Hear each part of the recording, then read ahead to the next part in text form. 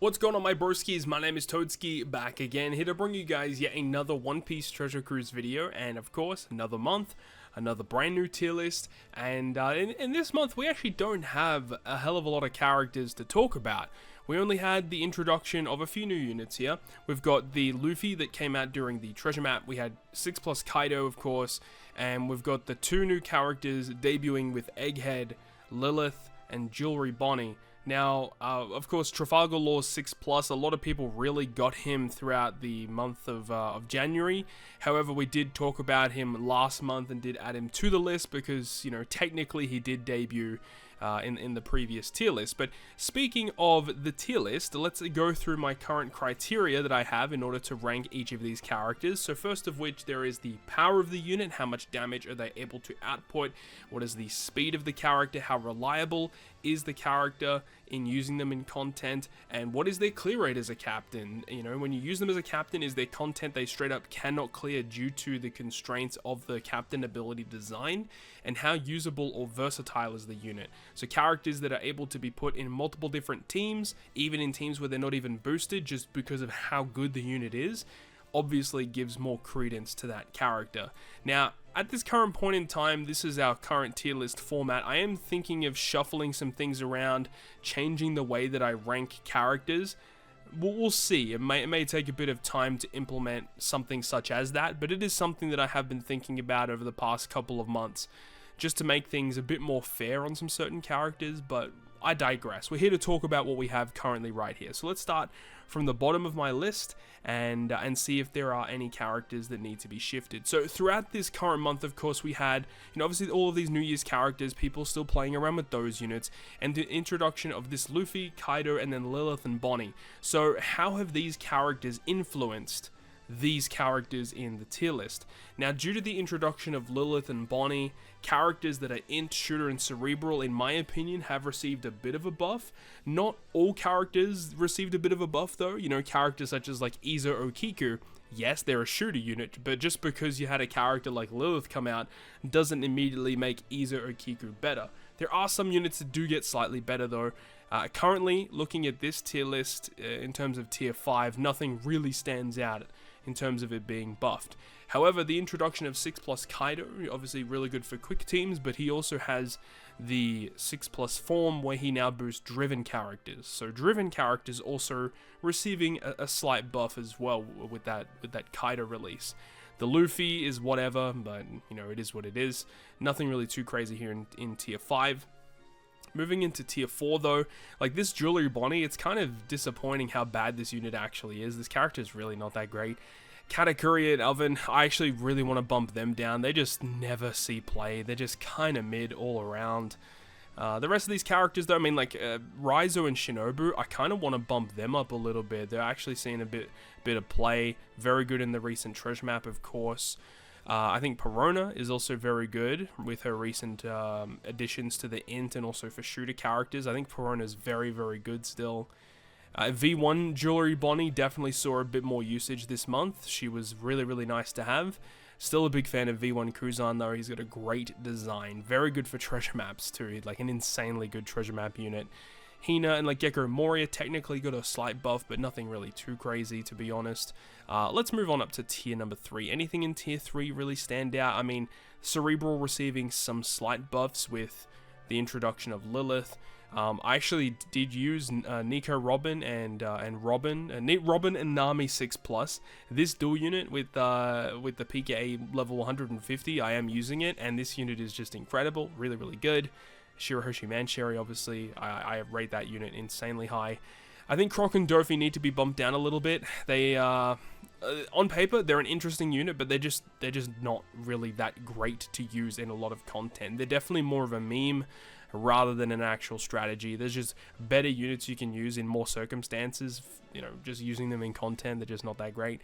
I think V1 Chopper probably needs to be bumped up. Just he just always sees play. He's just always good, you know? He's just always a valuable asset to a lot of teams, and I actually want to bump him up to like the top of tier 2. I think V1 Chopper is still incredible. Now, as for tier 2, there's a lot of big units here, right? Characters like Green Bull, I'm going to bump Green Bull down just his design is really terrible. His EX Super is not great, which really hurts that unit. V2 Shanks, still very good this month. Cat Dog, the slasher units of like Carrot, and then you got Odin Toki, K-Dad, Togi, Tezora still really good. Izo saw a little bit of play this month as well, at least on my end. I thought that that Izo was really good. I don't have Kobe yet on paper. He seems pretty good. Don't know how many times I would actually see myself using him. Momonosuke definitely should be bumped a bit higher here. I think I want to bump him maybe just around the Usopp Yasop level. Like, it is kind of funny how much people gave crap to this Momonosuke legend when he came out, but then after they released the New Year's characters, it kind of gels this character together and makes him one of the more valuable legends to own. Great utility, and then chain boundary for multiple turns. A somewhat usable super type too. Like, it's interesting. You can definitely find applications for it. Captain ability still pretty bad though, and very good in Rumble. So all of those things included are really nice. Now moving on to tier 1, we're moving on to the big bad boys here now. So looking at this, characters that need to be bumped down, I think Yamato might need a bit of a bump down. I think a lot of people still love this unit, and yeah, like Yamato can do some cool stuff and she synergizes well with some of the best units in the game, but if you really boil down what this Yamato does, she doesn't do a whole lot. She's very basic, and yes, there are some uses for her, but there's uses for lots of these legends, right? But of course, she is a Super Sugo Fest exclusive. She does have some interesting mechanics. She's cool, of course, but she just doesn't see a hell of a lot of play anymore. It is what it is. And of course, this does include the Int version of Yamato as well. As for the rest of the units, like, I still think Otama's an interesting one. I really wish I had this unit to trial her out a little bit. Robin Koala, I think, is super underrated. Used her a little bit this month as well. Very, very good. Roger, Rayleigh Gaban, Carrot Wanda continues to see play. Like, just an incredible unit. One of the best restricted game mode related legends in the game. Beckman Lucky Roo, one of my favorite legends in the game. This Snake Man just continues to never see play. Really want to bump him down a bit more. But the thing is even though that Snake Man never sees play, it's not because he's bad. It's just because he's a Luffy unit, you know? If this unit had his same structure, but they kind of reskinned it to work with another archetype kind of team, I think this character would be very good. But because it's a Luffy and Straw Hat focus stuff, there's just better Luffy and Straw Hat focus units, you know? So that's the real problem with Snake Man. Asabo, just one of the best units actually for Grand Voyage. Very, very good for that. Robin Jinbei, super underrated. Nami Karina, also very good. I use them a lot actually. There are some times though where you want some components from Nami special and then you want other components from Karina special. But sometimes you can get yourself in a really cool situation where, you know, there's a bunch of different debuffs, but then Nami Karina, like one side of their special, literally deals with every debuff on that stage. Happened multiple times this month, actually, so Nami Karina still see a lot of play. Moving on into Tier 0, immediately, when I first saw Tier 0, I actually want to bump this Kaido down from Tier 0. He just doesn't see play anymore. It is what it is. It's sad to see, but he's not as valuable as what he once was. Like, a lot of the characters in here are way more valuable to have compared to that Kaido. It's sad because he's a really fun legend to use, actually. Exchange Ace, Yamato. I don't like Yamato being this high. I don't like using this character, really. But if you use her correctly, she's insane. Like, especially when you get her, like, final tap level 5, and you can do some cool shenanigans with that. But not a really great legend to use, honestly. Roger Odin's still, like, kind of fun to use, actually. Shanks Crew good. Uta is amazing. Super Tandem Law, you know, pretty old legend, but just works well in a lot of teams and synergizes well with Luffy and other good cerebral and free spirit focused characters. Cat Dog, does he deserve to be this high? Everyone asks that question almost every month, and to be honest, he probably deserves to be a little bit less than that. Roger Whitebeard, I love this unit, but the thing is I just never use him in normal content. Cat Viper and Dogstorm, I don't use them that much in normal content either. But their special is so good, so it is what it is, you know. Ace and Yamato are still very good. I used them a little bit as well. Not a big fan of Luffy Yamato either, but they have some really unique strategies you can employ with them. Luffy Crew, probably want to bump them down a little bit, actually. Magma Kaido is still very good. Momonosuke is still very good. I feel pretty comfortable with a lot of the top end because they didn't really release too much this month that really threatened the top 5 best legends in the game. I think I am pretty comfortable leaving this where it is. Again, people are still going to have arguments about Zoro being top 5, Sanji being top 5, potentially Alba or Momo being top 5, but probably not. Some people don't like the fact that I still have Uta in top 5, but I just think this character's great and she works well in like every piece of content ever. She's incredible. Nami's still great, and of course Gear 5's still the best legend in the game, and of course it does include the 6-star and the 6-star plus. It is what it is. So I feel extremely comfortable with the top 5, even the top 10, the top 15-ish, really.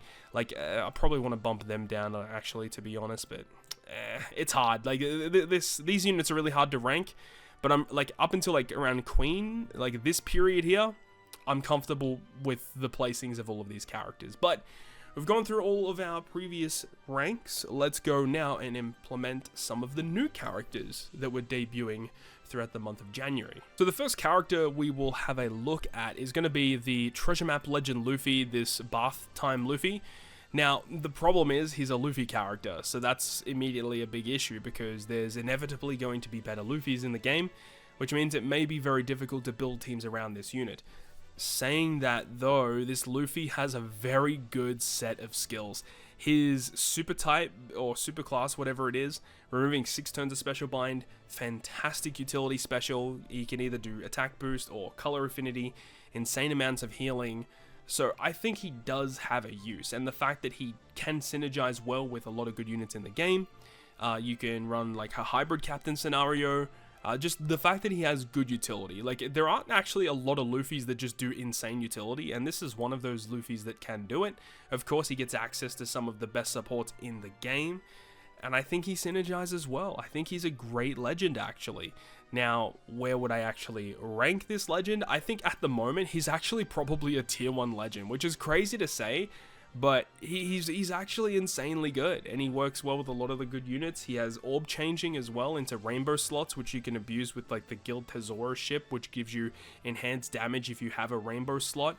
And I mean, speaking of Tesoro, he's a quick legend, so you can actually synergize it in that way if you want to run a mono quick team. Look, if we're talking about, you know, using him in a super boss scenario, he's not going to be the characters that does billions upon billions of damage, but in normal content with his utility kit and what he's able to do, he's unique. Not a lot of characters in the game can do exactly what he does. And I do think that he's a pretty valuable legend to own. I don't have him currently. I would actually love to have this unit. I think he's actually pretty good. There's not really too much else to say about this Luffy. He's just a solid legend overall. Moving on to our next character is going to be the Super Evolution of Kaido. Now, this was a pretty welcome surprise. Definitely a character that needed a Super Evolution. He really was kind of stagnant, wasn't really doing a whole lot. Even in Rumble, we actually still saw a pretty decent amount of play. And they've given him pretty good buffs in Rumble, but we're not here to talk about his Rumble components. We're here to just talk about his normal Captain Special Super Type regular kit.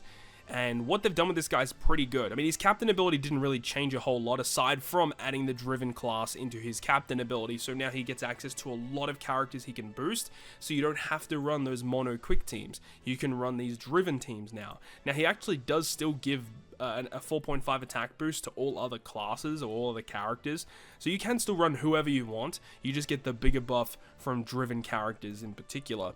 Of course, his super type also receiving a pretty decent buff. He now removes 3 turns of Rainbow Shield and Threshold, so if you're running double Kaido, 6 turn removal just with super types is amazing. And then doing that 2 million damage, which can be amplified through the increased damage taken that you can inflict to the opponent, which can automatically activate when you launch his special through his Captain ability. And being able to inflict the increased damage taken to the opponent, it is guaranteed. If the enemies have a debuff immunity, you still inflict a 2 times increased damage taken, and if you launch his special again while you have increased damage taken on the opponent, you get a 2.5 conditional boost against increased damage taken. You also have the ability to change all your slots, and then he himself gets a Wano slot. Now, on paper, he actually doesn't do like a whole lot. It's actually a very basic kit, but what he does it really well. Being able to inflict increased damage taken through immunity is an incredible thing to do. It just gives you 2 times damage like for free all the time. You're guaranteed to do 2 times additional damage. And if you can stack that obviously on top of attack boosts, orb boost, affinity boosts, conditional boosts as well, which he himself does. He is a driven character, so he can synergize with, like, this Big Mom, for example, so you can have a double stacking conditional boost going on.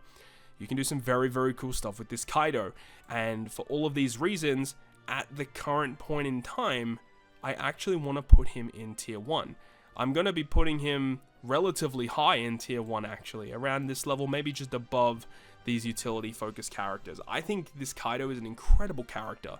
I haven't actually recorded a showcase video with him yet. I want to do that, and there definitely could be times where his special ability automatically activates when you don't want it to, but in most cases when it launches, it's always a net positive. Like, you always would want it to activate. So yeah, Kaido's a cool unit. I think he's really, really good. He's got a good support too. Like, it adds a ton of attack to, I think it's King, Queen, and Jack. So if you're ever running a King, Queen, and Jack without a Kaido unit on your team for whatever reason, he's a good unit to have as a support for additional stats. Now, moving on, the next character we're talking about here is Lilith. Now, Lilith introducing the new mechanic of being able to stack your attack buffs. So that's obviously new, and her captain ability being like a speed farming captain, -2 cooldown, and then you've got the wave clearing that she applies at the start of a quest. This is all really good stuff, you know, cooldown reduction, wave clearing, great captain ability in terms of multipliers. I mean, it's about stock standard nowadays. The only real issue is that stalling can be a problem. You know, if you don't have a way to secure those cooldowns, then you can get to a stage 3 boss and, you know, there's no cooldowns on your characters, or you haven't charged them enough. It's due to her wave clearing, killing those mob characters before you reach those main boss stages can be a detriment. And for that reason, I do think that she's bumped down a little bit, because her captain, while it is good, it's not going to be good everywhere. And I think a lot of people could agree with that. It's good, but not everywhere. If you plan correctly, this can beat a lot of content very efficiently. But her special is probably one of the reasons why she's going to see play in the future. Being able to grab an attack buff, minus its multiplier by a bit, but transform it into a stackable attack buff. It's brand new mechanic, more damage that you can apply. You do have to have a cerebral captain in order for it to work. Her super class is also very good. Full board event slots, massive attack boost for 2 turns. Her special also does despair and attack down removal, orb boost as well. So she by herself, if you use her as a captain, you can have despair and attack down removal, stackable attack buffs, massive attack boost, massive orb boost, full board of slots. Like, this character does so much. She has barrier pierce too, that's also a net positive. And her final tap, dude, her final tap being like a version of K-Dad with for slashes, and Luffy crew obviously was for rainbow, but this being for cerebral characters. And all of those reasons, I don't think she should be anything lower than tier 1, at least right this second. I don't know if I want to put her in tier 0 quite yet, because using her as a captain can be finicky for sure, and I've definitely used her quite a fair bit in trying to use her and figure her out. Definitely can be a bit of a problem, but if you are able to plan your team effectively and efficiently, and you plan accordingly for the cooldowns at hand, she just clears content like almost faster than anyone else if you can do it correctly. So that's a really cool thing about this unit. Another thing that could be a little bit of a detriment is her superclass condition. It either requires a full int team or a full cerebral team. That also could be a bit of a problem too, where she does boost shooter characters with her attack boost, with her orb boost. I think it's her attack and orb boost do shooters. I will actually double check that, because her captain ability boost in cerebral shooter, her special ability, the orb boost, in cerebral shooter, and the attack boost is only for in cerebral. So yeah, it is weird that, you know, she does do like the buffs for shooters for her captain and special, but then she doesn't do it for her superclass. Yes, her superclass is only for super cerebral, so I guess that does make a bit of sense, but it would have been nice to just add it, you know, just because why not, you know? So more often than not, you're going to be using either an int team or a cerebral team with her. I think she's a really fun legend to use. I think she's very good, and I'm very intrigued to see how they're going to implement the rest of the Vegapunk characters, which are inevitably going to be releasing in One Piece Treasure Cruise, and how that's going to work with Lilith. it gets me excited. I'm really looking forward to seeing more Vegapunk stuff in One Piece Treasure Cruise. And then the final character of the tier list today is going to be Jewelry Bonney. Now, Jewelry Bonney also introduces a new mechanic into the game with her captain ability applying the weakened status. Now, this weakened status is basically a nerfed version of increased damage taken, where it's like a 1.5 time increased damage taken, but then if the enemy has weakened status and increased damage taken status applied on them, then the weakened buff gets an additional 1.25 times multiplier multiplied into it. So that's interesting that it works that way. So if you're able to somehow apply increased damage taken and the weakened status, obviously this unit does the weakened status, then you can get some really good damage going on there. But it's basically increased damage taken, and in order to do it, you need to tap with a recovery slot. If you do use her as a sub, she does still activate the weakness debuff to the opponent, which is good. But the problem is that her captain ability actually allows you to go through full debuff protection, so it's guaranteed. Her usability as a crewmate, it's not guaranteed. So if the enemy has full immunity, that obviously is a bit of a problem.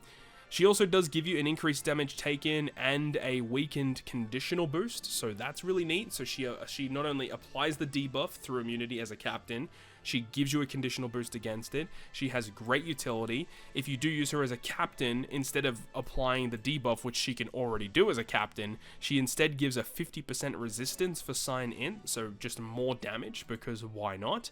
And then her super type is also really, really good. Just a full board of recovery slots through block, and change the recovery slots to be a 2.75 multiplier, and inflict increased damage taken for 2 turns. Doesn't go through full immunity, but this can allow your weakened status to be amplified. So you can see Bonney, how she's supposed to work. If the enemy is able to be inflicted with increased damage taken, then her super type is obviously going to help you out, and then her weakened status, which goes through full debuff immunity anyway, gets amplified even further. She gives you a full board of slots. She can give you resistance. Bonney's really cool. Bonney's a really, really good legend.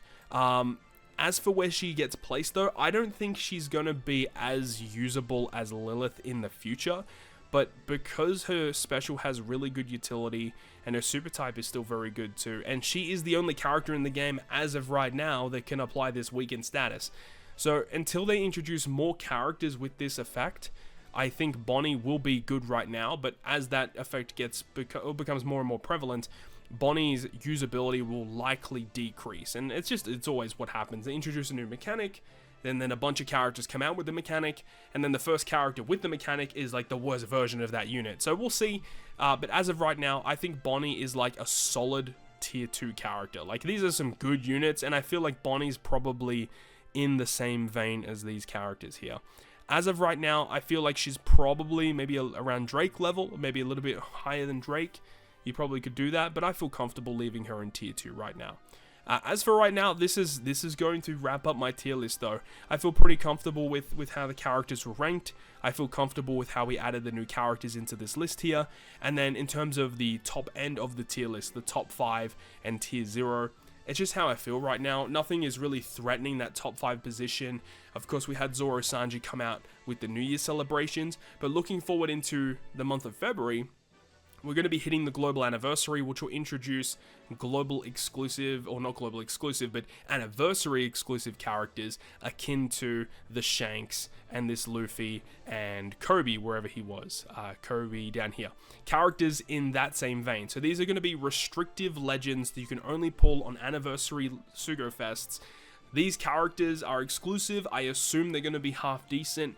We'll have to wait and see how good they end up being. But that's going to wrap it up from me. Thank you so much for watching. If you enjoyed it, make sure to go ahead and leave a like. And if you want to stay up to date with all the content I post, including more One Piece Treasure Cruise content, make sure to hit the subscribe button down below. Other than that, guys, I'll see you guys within the next video.